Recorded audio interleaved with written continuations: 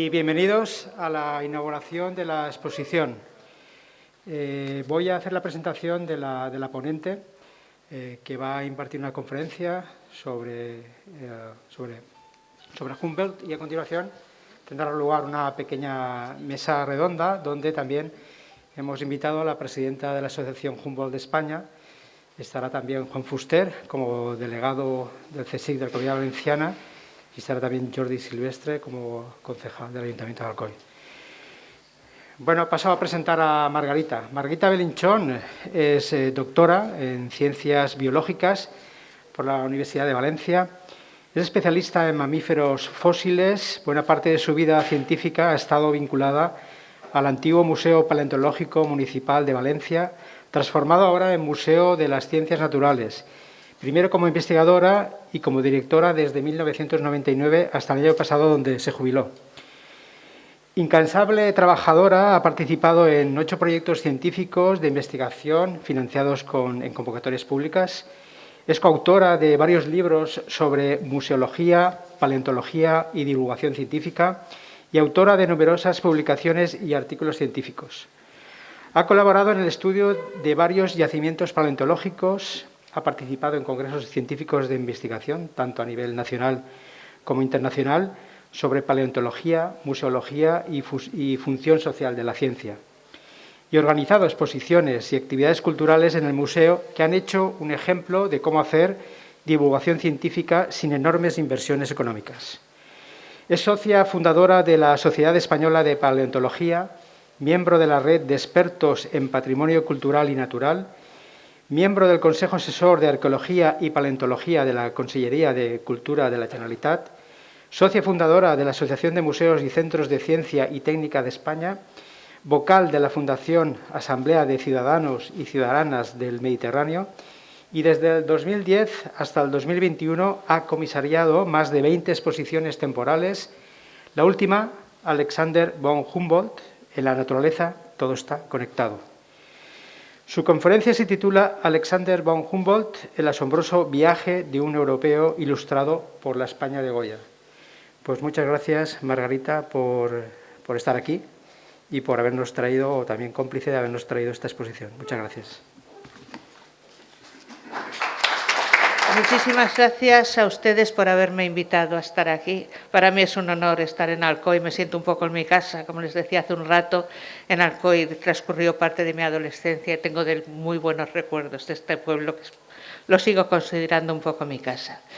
Bien, vamos a hablar de la importancia que tiene la figura de Humboldt en el mundo científico y en el mundo cotidiano, en el mundo actual. Humboldt se empeñó toda su vida en bajar la ciencia de la Torre de Marfil donde estaba a la ciudadanía. Fue un extraordinario divulgador. Su obra se conoció, se publicó y tenía muchísimo éxito. Se leían como bestsellers y leer los diarios de Humboldt es como una novela apasionante. Yo quiero saber cómo va esto. A ver, A ver. Bien, Humboldt, aunque ustedes la mayor parte de la gente, de los ciudadanos, no sepan la importancia que tuvo, vivimos con Humboldt todos los días.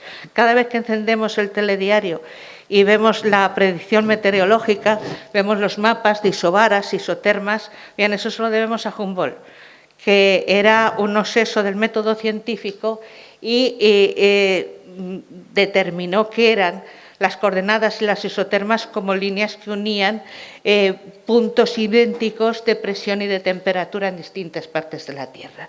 Cada vez que oigan hablar de isobaras y isotermas, piensen en Humboldt, que fue quien lo describió. Es tan actual la ciencia que hizo Humboldt que los trabajos de Humboldt han servido para demostrar la evidencia, indudable, de la realidad del cambio científico, del cambio climático. Ahí tienen ustedes, no sé si tiene esto puntero o no, un dibujo de Humboldt en 1802 en la cumbre del volcán Chimborazo. Era el volcán, la montaña más alta de los Andes. En él se ve cómo la vegetación, los tipos de vegetación que iban alcanzando según la altura, qué tipo de vegetación hay. El último estrato donde llegaba la vegetación, no lo veo desde aquí, pero el límite estaba en 4.600 metros. En unos datos del 2012, el límite de la vegetación ha llegado a 5.185 metros. ¿Eso qué significa? Pues que ha habido un deshielo que ha cambiado 800 metros la altura a la que pueden llegar las plantas. Eso significa que ha habido un deshielo continuado y constante. Es una de las pruebas de que el cambio climático es una realidad. Por eso siguen siendo muy actuales esos estudios. A ver, la historia y los trabajos de Humboldt no se pueden entender sin conocer la biografía de este señor. Nació en una familia muy acomodada, en una familia rica.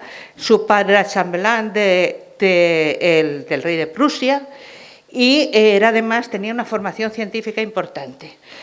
Su madre era una riquísima heredera, procedía de los hugonotes franceses, pero tenía ancestros españoles.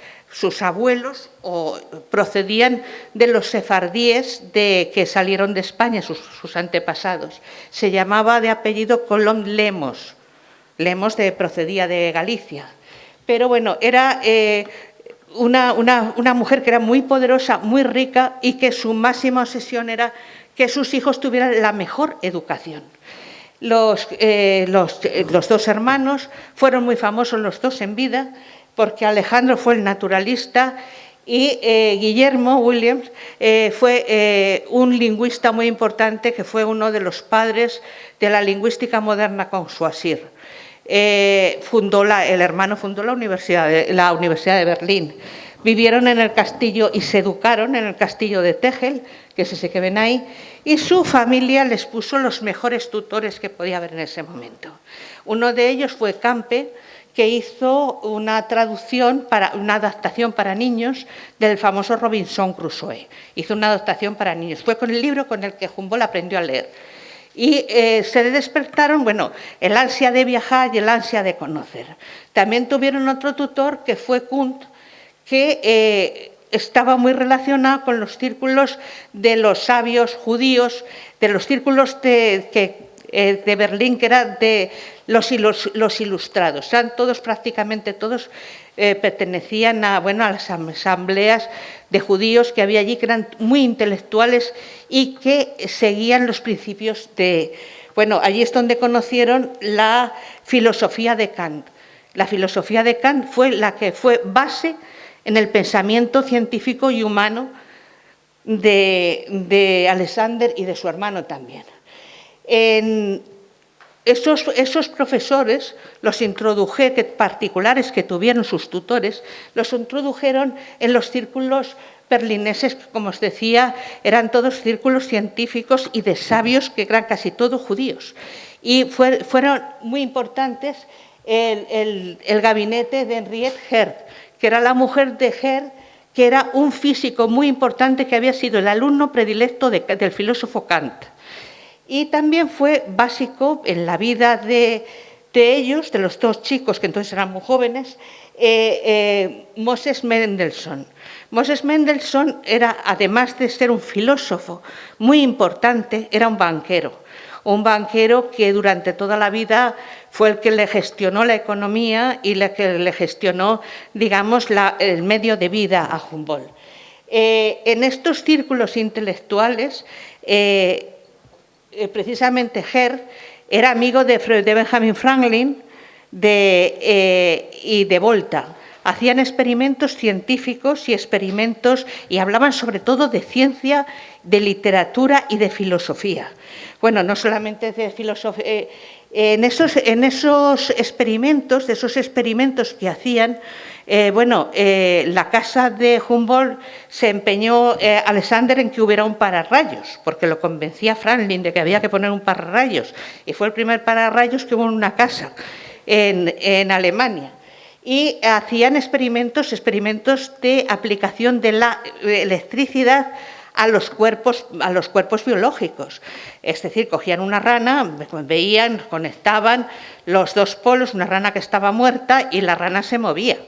Era el impulso nervioso, descubrimiento que los impulsos nerviosos eran impulsos eléctricos.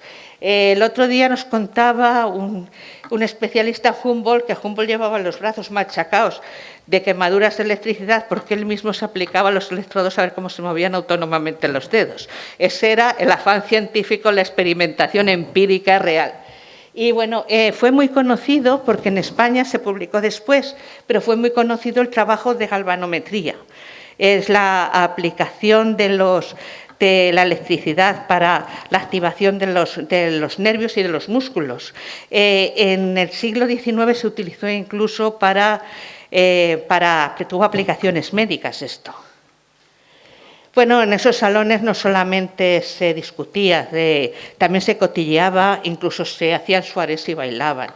Según cuentan en la época, eso es parece ser que Alexander que bailaba muy bien y tenía cierto encanto. Y bueno, no se aburrían, vamos, en esos salones eran interesantísimos. Hubiera pagado cualquier cosa por poder asistir a uno de ellos. Luego se fue a estudiar primero estudió en Berlín y después en Gotinga, donde conoció a dos personas claves. Las dos eran botánicas. Uno fue Wilbendorf, nunca lo sé decir, y que le influyó para que se decantara por estudiar botánica, que además le gustaba mucho, y otro fue Forster. Forster había dado la vuelta al mundo en la expedición famosa de Cook, y era también botánico, fue su profesor también de botánica y fue el que le metió el gusanillo del viaje y del viaje como proceso de investigación científica, descubrir lo que había más allá de las fronteras en que él se movía. Con Forster tuvo después una relación muy larga, incluso fueron a Inglaterra, donde publicaron las obras de Forster, del viaje de Cook. Conocieron también al capitán que había sufrido lo del motín de la Bounty y desde Inglaterra pues se fueron a Francia y participaron, como no, podía ser una mente inquieta en aquellos años, en la Revolución Francesa.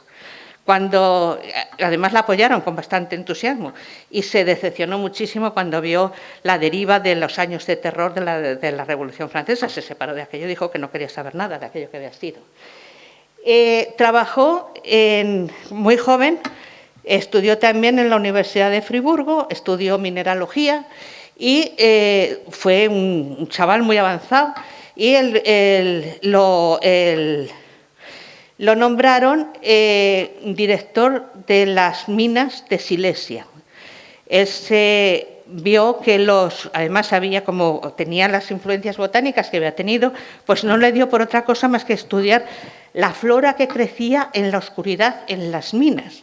Nadie pensaba que a 100 metros de profundidad pues había plantas, pues él las describió, la flora de las minas, y lo nombraron director de las minas. Su empeño en la vida de los mineros era, como podéis ver, eso es una mina de Silesia, el corte de una mina de Silesia. La seguridad en las minas era muy mala. Los mineros tenían se morían a una edad muy temprana, tenían una calidad de vida pésima, y Humboldt inventó una especie de máscara de respiración autónoma y unas lámparas que avisaban de que había grisú y no se apagaban, pero avisaban, para mejorar la vida de los mineros. La máscara de respiración autónoma fue la base posterior de las máscaras de gas. En la Primera Guerra Mundial les pilló, no tenían máscaras de gas cuando había ataques de gas mostaza y improvisaron unas. En la Segunda Guerra Mundial y después en las guerras que hubo entre las dos grandes guerras, Ya se diseñaron prototipos copiando el modelo de Humboldt. Las máscaras de gas actuales tienen el mismo sistema. Están basadas, por supuesto muy mejoradas, pero están basadas en ese sistema. Y lo que ven al lado, esos son los dibujos de la obra de Humboldt y las lámparas. El otro es un esquema de una lámpara que no se apagaba, pero avisaba de que había gases venenosos. Se fue a ver, su hermano vivía, que ya os digo, eran dos intelectuales, vivía en Jena, cerca de Berlín, y se fue a ver a su hermano un día y se quedó, lo que iba a ser una estancia corta, se fue una estancia muy larga. También había círculos de intelectuales allí, y allí que estaba nuestro protagonista. Y era el famoso Círculo de Jena, formaban parte de él el poeta Schiller, el científico y poeta Goethe, y su hermano y él. Fue fundamental porque conocer a Goethe. Goethe era, además del famoso poeta que fue un científico muy importante. Hizo una obra que se llamaba La morfología de las plantas, donde hablaba de la transformación de las plantas durante su crecimiento. Esta obra fue determinante después en el ensayo biogeográfico de las plantas de Humboldt. El dibujo que ven ahí coloreado, aparte de donde están estos señores, tan bien que se lo estaban pasando, pues es el dibujo de la morfología de las plantas de Goethe, que se lo dedicó a Humboldt. Años después, cuando Humboldt hizo la biogeografía de las plantas, se la dedicó a su vez a Goethe, que es el precioso grabado que hay al lado de Apolo quitándole el velo a Venus. Es el descubrimiento de la ciencia. Y me parecía que era muy bonita y por eso la he puesto. Y que es el homenaje recíproco que se hacían el uno al otro. En la transición del siglo, en 1799, él se plantea con Forster, que lo hemos visto antes, dar la vuelta al mundo. Su madre se había muerto, hereda una enorme fortuna y dice, esta es la mía, ahora voy a hacer lo que siempre he querido hacer, viajar. Y se quieren enrolar para descubrir África, hacer una expedición a África. Esa expedición se truncó porque hubo una guerra en Argelia, entonces no podían ir. Entonces lo cambian el plan y dicen, nos vamos a España y conoce a un botánico, que era Bonpland, que lo va a acompañar durante todo el viaje y quieren llegar a Madrid para hablar con el rey y que el rey les facilite un pasaporte para ir a la España de ultramar, es decir, a los territorios que hoy son América Latina hoy, que eran de la corona española, eran provincias españolas. Para llegar allí, dense cuenta que las provincias españolas eran las que surtían de metales valiosos y de metales preciosos, de materias primas importantísimas para España. Era muy difícil acceder allí porque además estaban guardados los documentos bajo 7 llaves en el Archivo de Indias y en los archivos militares. Eran materiales estratégicos. Bien, pues hace el viaje para llegar a Madrid y hace ese recorrido. Van desde Perpiñán, llegan a Perpiñán, van a Barcelona, viajan y van Bonpland, que era el botánico que había conocido en París, y llegan hasta Valencia. Bueno, el recorrido que hacen, lo que hacen es, durante ese recorrido, es marcar la longitud, la latitud y la altitud de todos los puntos que visitaban, con los fantásticos aparatos que se habían comprado, que eran carísimos, y los había comprado con la herencia de su madre, porque su obsesión era la medida. Se les llamó a estas personas los caballeros del punto, porque iban a buscar el punto. Hay una novela que se llama Los caballeros del punto fijo. Pues esa novela cuenta que no era solo Humboldt, en España también lo hacían, pero lo hacían los militares, y eran los militares ilustrados. Esos militares ilustrados pues tenían todos los datos, pero los tenían bajo 7 llaves, porque eran datos estratégicos. Humboldt llega, hace las mediciones que estaban sin hacer, pero que no estaban hechas, tampoco las habían hecho los militares, de Montserrat, por situarlo, latitud, altitud y longitud, situarlo exactamente en los mapas. En Montserrat, en Sagunto, y luego el puerto de Barcelona, y luego en Valencia. Hacía mediciones astronómicas, mediciones geodésicas, y cuenta, habla de Valencia, claro, él venía del frío Allí llega en el mes de enero a Valencia y se encuentra todos los árboles llenos de naranjas, un sol estupendo, el todo lleno de verdor y de alegría. Y bueno, cuenta maravillas de Valencia, pero cuenta otra cosa, y es que había tenido problemas porque los campesinos, cuando lo veían sacar sus instrumentos y hacer mediciones en el campo, pensaban que estaba adorando a la luna, que era una especie de brujo y que estaba haciendo poco menos que aquelarres, y le tiraban piedras. Eso lo cuenta en su diario, que en Valencia la chusma le tiraba piedras. En España estaba vigente la Inquisición, como hay con tonterías. Entonces tenía que guardar sus instrumentos, irse al campo donde nadie lo viera y hacer sus mediciones a escondidas. Eso cuando él lo cuenta es muy divertido, pero habría que haber estado en su piel. Llega desde Valencia a Madrid. No me he podido resistir poner ese grabado ahí porque pasó por el pueblo de mis abuelos, por Olivares de Júcar, que aparece en ese plano. El recorrido que hace, por donde van pasando, van levantando la topografía y pudieron determinar lo que era la meseta castellana, como luego vamos a ver. Llegan a Madrid y ¿a quién va a buscar? Pues al embajador alemán. El embajador, que no existía Alemania, era el embajador de Prusia, entonces no existía Alemania. Y se va a buscar al embajador de Prusia, que era un científico importante. Este científico era amigo personal de Mariano Luis de Urquijo, que era el ministro plenipotenciario de Carlos IV. Este ministro tan plenipotenciario, pues parece ser que tenía una relación, digamos que muy, muy, muy estrecha con la reina María Luisa. Entonces, le pide que les permita ir a los territorios de ultramar. Los territorios de ultramar son las regiones equinocciales. Según decía Humboldt, las regiones equinocciales son las que se encuentran entre el trópico de Cáncer y el trópico de Capricornio. Allí querían ir, donde estaban las riquezas de España. ¿Y cómo lo consigue? Bueno, pues le presenta las minas de plata que había en el Potosí, en Nueva España. Como os decía, eran estratégicas. Y allí no podía ir nadie, si no era con permiso del rey, además muy especial. Y el señor Urquijo le dice, mire, este hombre ha puesto en valor las minas de Silesia, que antes producían poco, y ahora se han hecho muy productivas. Se han hecho muy productivas porque este hombre ha hecho que se mejorara la vida de los mineros, con lo cual los mineros trabajan mejor, las minas producen mucho más. El rey, bueno, pues se deja convencer, más por su mujer que por el señor Urquijo, y le facilita ese pasaporte que ven ustedes ahí, que le permite viajar por todo el territorio español que hay allá, más allá del mar, y acceder a todos los documentos, toda la información, informaciones que eran reservadísimas. Bueno, pues el rey lo pone a su disposición. Y él cumplió, que conste que Humboldt luego le explicaba al rey, le decía cómo mejorar las minas, y luego veremos la importancia que tuvo Humboldt en la creación de la Escuela de Minas de México. En Madrid no perdió el tiempo. Había habido, como os decía antes, militares españoles de la Ilustración. España tenía muy buenos científicos, pero muy malos políticos.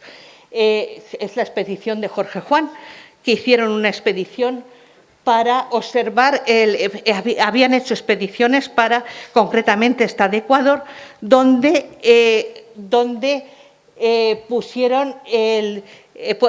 describieron la longitud del meridiano y hicieron estudios geodésicos que marcaban el punto exacto del Ecuador, demostraron que la Tierra no era exactamente redonda, sino que estaba achatada por los polos. Y estos trabajos se guardaron y no se les dieron más importancia, las publicaron antes en Francia que en España. Y la publicación de España solo estaba a disposición del rey y de los militares. Eran informaciones secretas. Bueno, pero Humboldt tuvo acceso a ellas y ya conocía esto. Humboldt también conoció, cuando decía lo de los muy buenos científicos y malos políticos, eso es lo que le pasó a los de la expedición Malaspina. La expedición Malaspina fue una de las expediciones más importantes de la corona española, pagada con oro español para también determinar la fauna y la flora que había en América. Trabajaron en ella tanto Malaspina como Bauzá y Tello. Fueron marinos muy importantes, científicos de primerísimo nivel. Hicieron la expedición en las corbetas, la Descubierta y la Atrevida, se llamaban las corbetas. Y volvieron a España con una ingente información. Godoy tuvo celos, parece ser que tuvo algún más y sus menos, con Malaspina. Casi destruyeron todos los archivos que habían producido, toda la parte científica. El que se salvó mucho. Lo llevaron al Real Gabinete de Historia Natural y la parte botánica en el Jardín Botánico, que estaba Cabanilles. Cabanilles, el botánico Cabanilles, salvó eso. Bueno, pues Humboldt en Madrid tuvo acceso a toda esta información. Tenía permiso del rey. Y además, como estaba muy bien relacionado con Forel, que era el embajador, que era un científico, que tenía muy buena relación tanto con la gente del Real Gabinete como con Cabanilles, pues tuvo información de primera mano de la creación científica española. Malaspina, mientras tanto, lo encerraron en un castillo en La Coruña y así estuvo bastantes años por celos de Godoy. Fijaros hasta qué punto fue importante la relación de Humboldt con estos marineros, con estos que eran cosmógrafos, eran geodésicos, eran muy buenos investigadores del terreno. Como os decía antes, que por donde pasaba Humboldt iba tomando medidas. Ahí ven, es la primera vez que se describen las dos mesetas españolas, la meseta castellana y la meseta leonesa. Es la primera vez que se describen. Lo que ven arriba es el trayecto de Valencia a La Coruña. ¿Qué es lo que hizo Humboldt? Bueno, lo que ven de abajo es desde Valencia hasta Navacerrada, hasta Sierra Nevada. Humboldt no pasó por ahí, pero lo publicó Humboldt. Lo había hecho Bauzá, que trabajó con él toda la vida. También había otro cosmógrafo muy famoso que era Chais, fue muy famoso en su época. También trabajó con Humboldt, le ayudaba y le mandaba datos. Gracias a eso se pudo hacer la determinación. La parte de arriba la hizo Humboldt, las dos mesetas, y los perfiles de abajo de Valencia a Sierra Nevada los hicieron ellos, los cosmógrafos españoles, pero lo firmó Humboldt.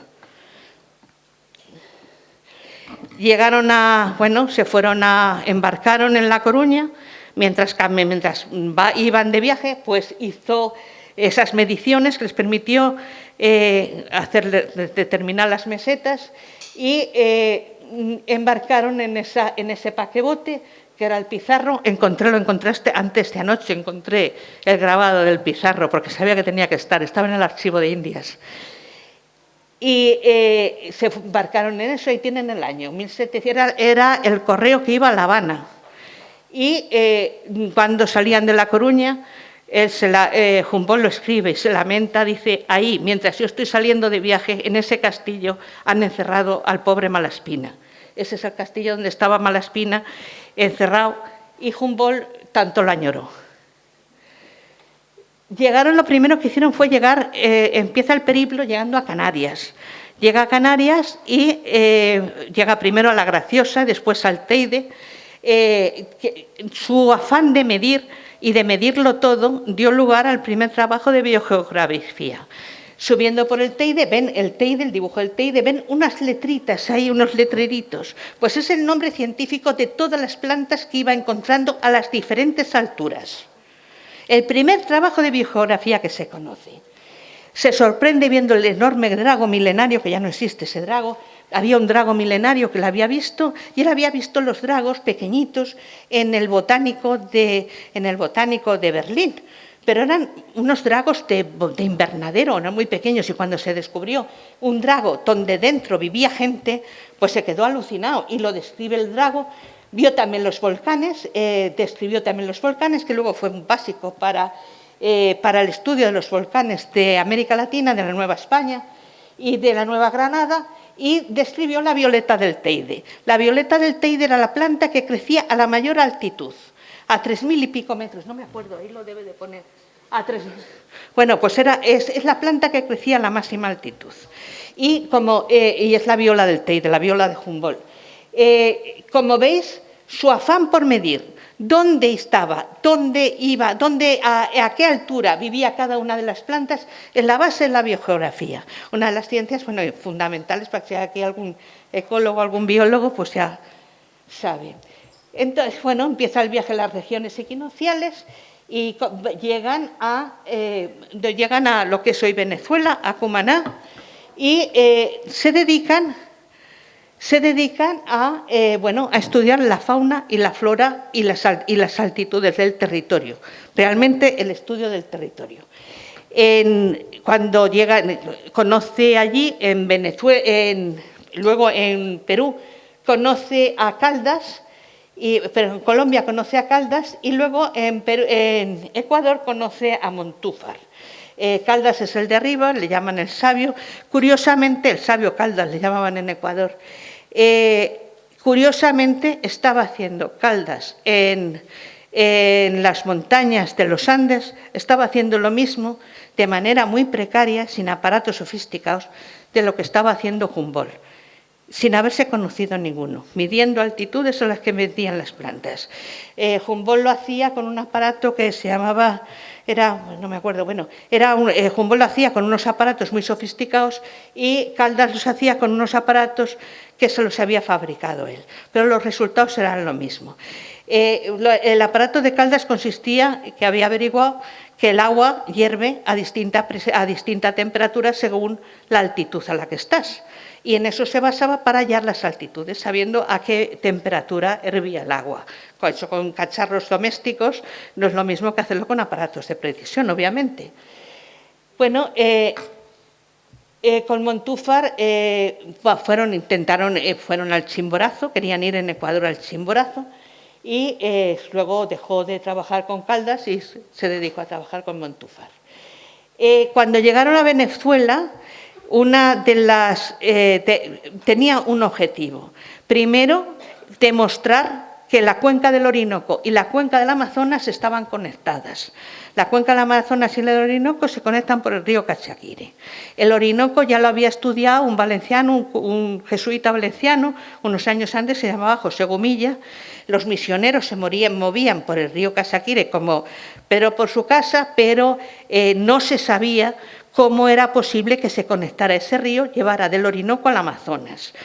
Pues Humboldt consigue, es que no tengo punteros, si no se lo enseñaba, consigue determinar, ahí abajo lo tienen, exactamente el punto, con longitud, latitud, donde se juntaban la cuenca del Orinoco con el Amazonas en el río Cachaquire. ¿Qué es esto de aquí? Esto es el Cachaquire y aquí pone las coordenadas exactas, que luego lo pueden ver en los planos, en la exposición. Las coordenadas exactas donde se juntaban los dos ríos. Los españoles ya tenían el conocimiento de eso, pero no sabían que estaban conectados. Pasaban por ese río, pero no sabían que conectaba. Ese río exactamente conectaban los dos.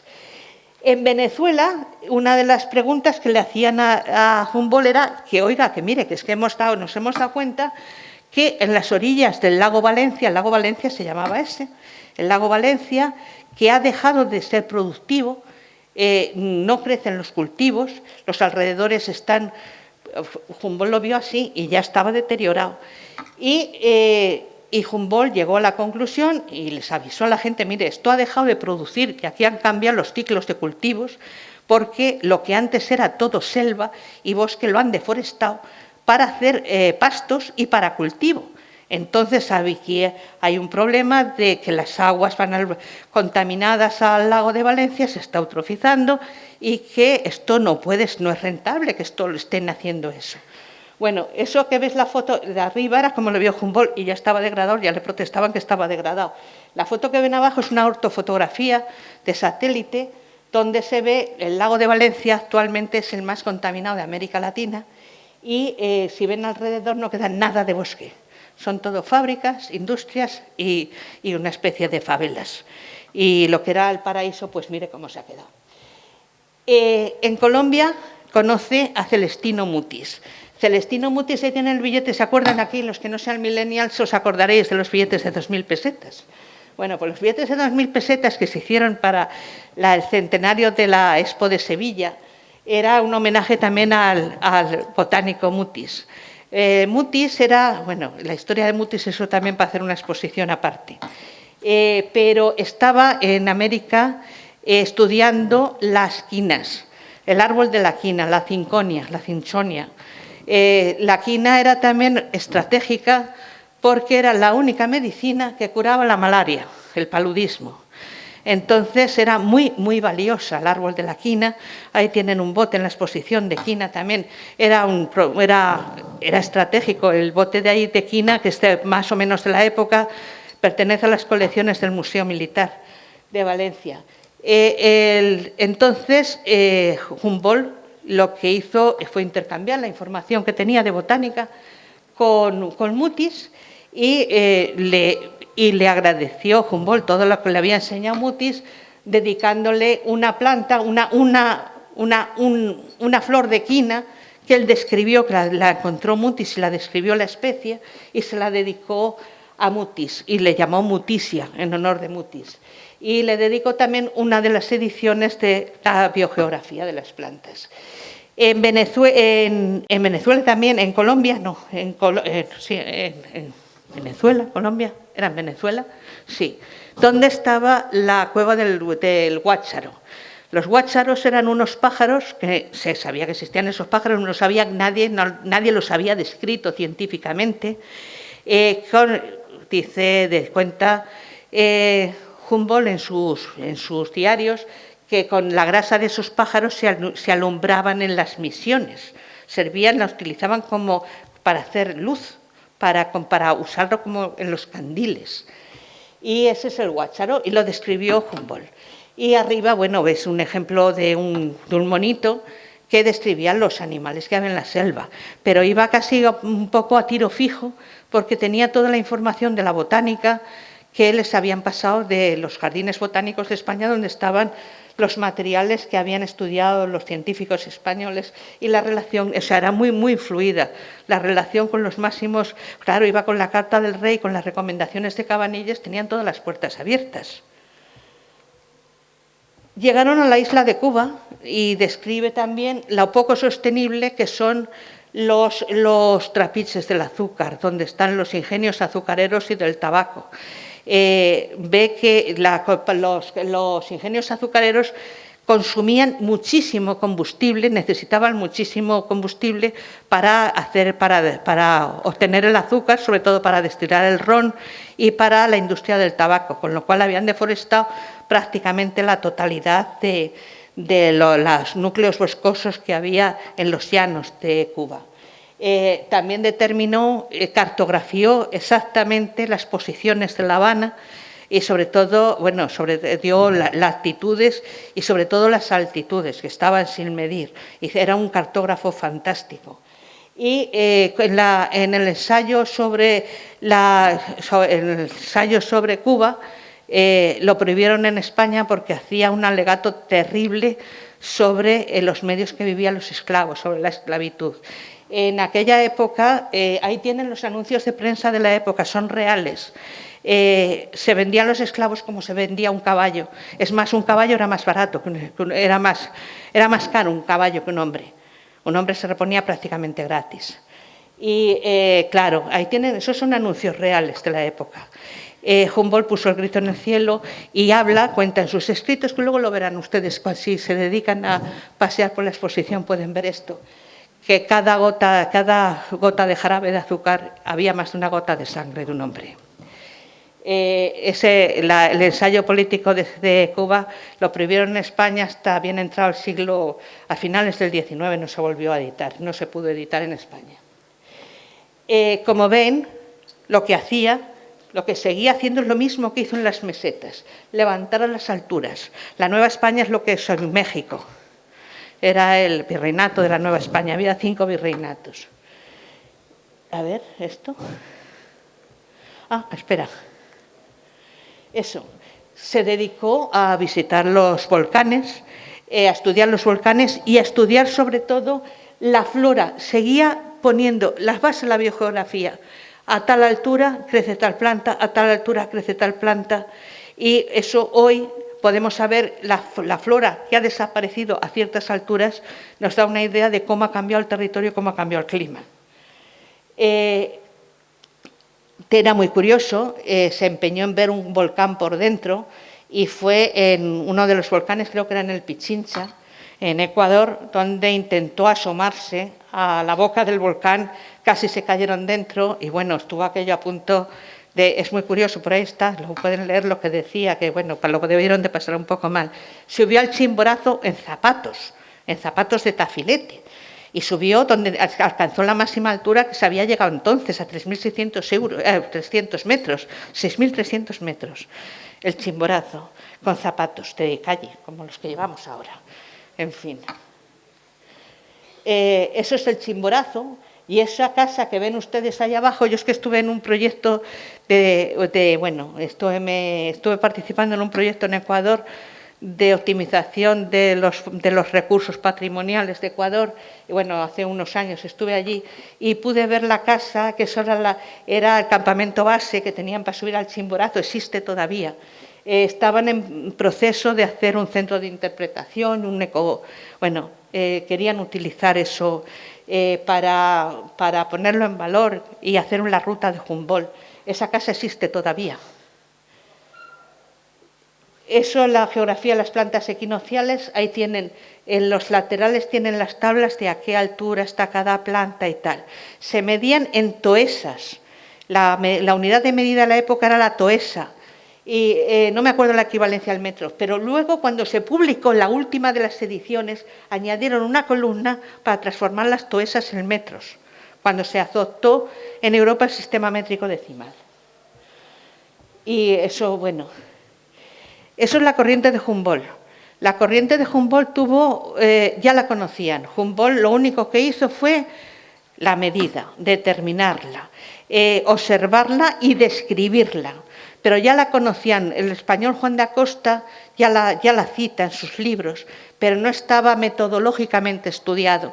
La corriente de Humboldt tiene consecuencias porque es la que tiene que ver con el fenómeno del Niño y con otros fenómenos de los tifones y los ciclones de América, y también tiene una particularidad.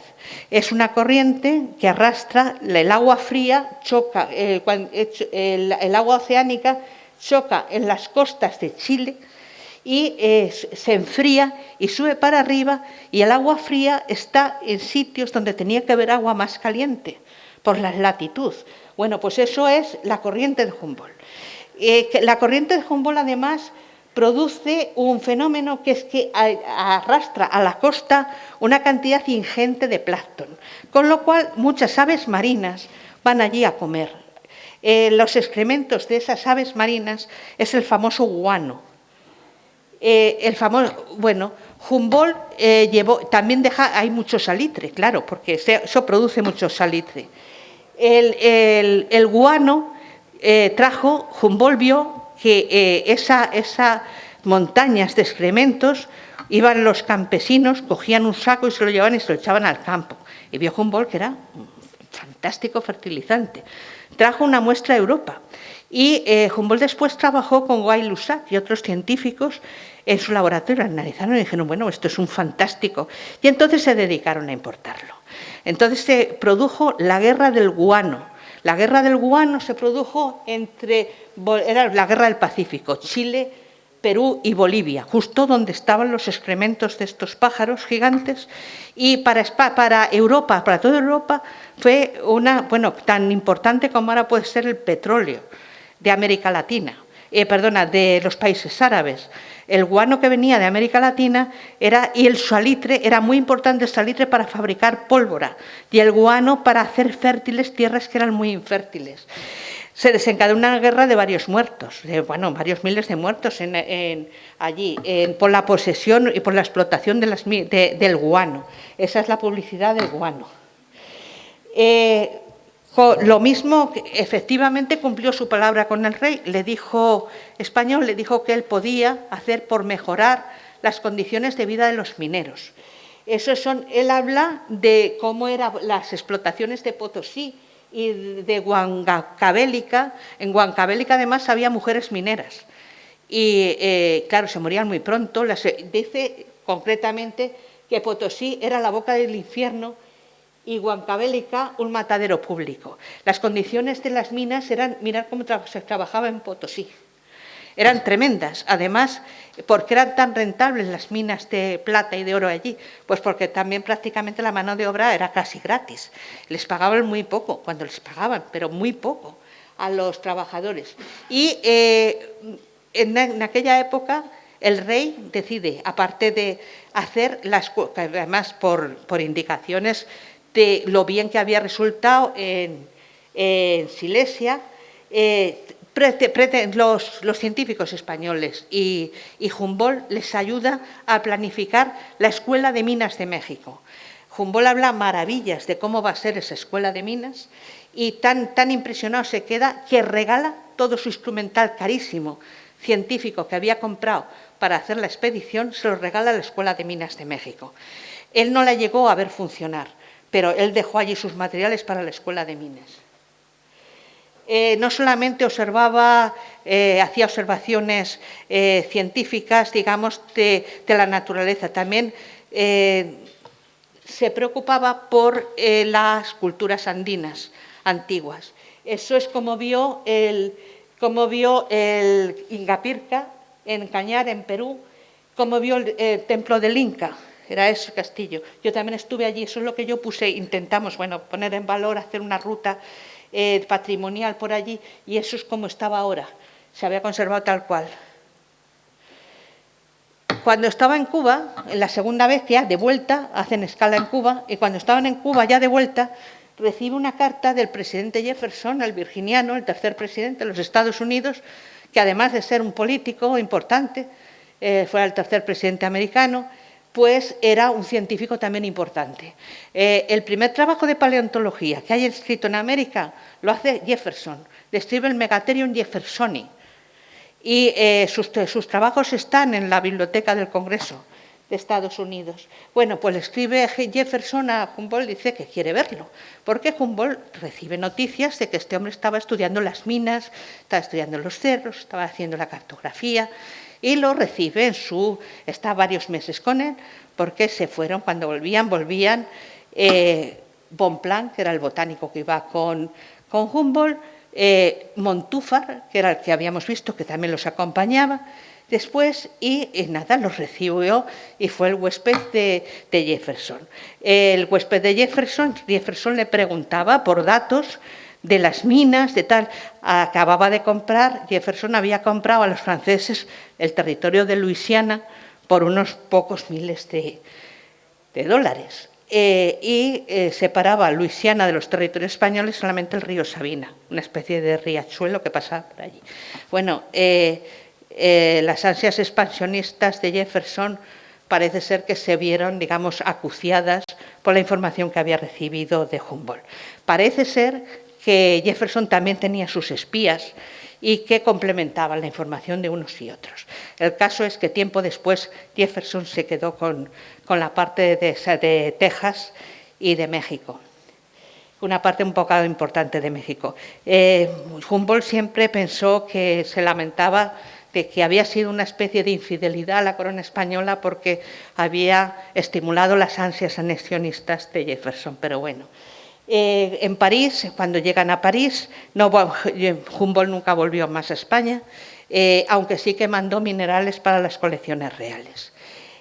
Cuando llega a París, pues se pone a trabajar en el laboratorio de Gay-Lussac, donde había científicos como Arago, y con él trabajaba también el que se había ido con ellos de América, Montúfar. Montúfar era, bueno, se implicó bastante en los movimientos revolucionarios americanos y le presentó a Bolívar. Bolívar, el que luego el libertador americano, se hizo amigo y intercambiaron una correspondencia donde se admiraban mutuamente.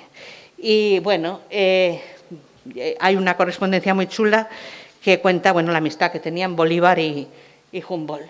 Y bueno, fue tan famoso en su época que Liebig era un químico agrícola que vieron que la gente comía poco, la gente humilde, pues no tenían acceso a las proteínas de carne. Entonces, se le ocurrió liofilizar la carne, que es el precedente del famoso Ave Creme, la sopa Liebig. Tan importante fue, era amigo de Humboldt, tan importante fue en su época y tan famoso Humboldt que su imagen sirvió para vender sopa. Esas son imágenes de publicidad, son cromos de niños. Y bueno, con esto acabamos. Eso es la introducción de un libro de Humboldt que viene a definir un poco el talante de Humboldt.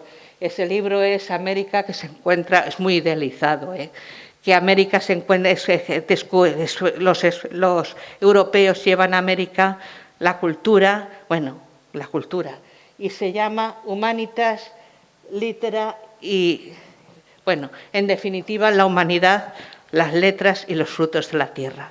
Eso viene a decir un poco cómo era el carácter de Humboldt.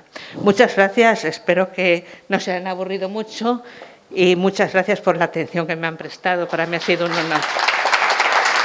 Que estás bien.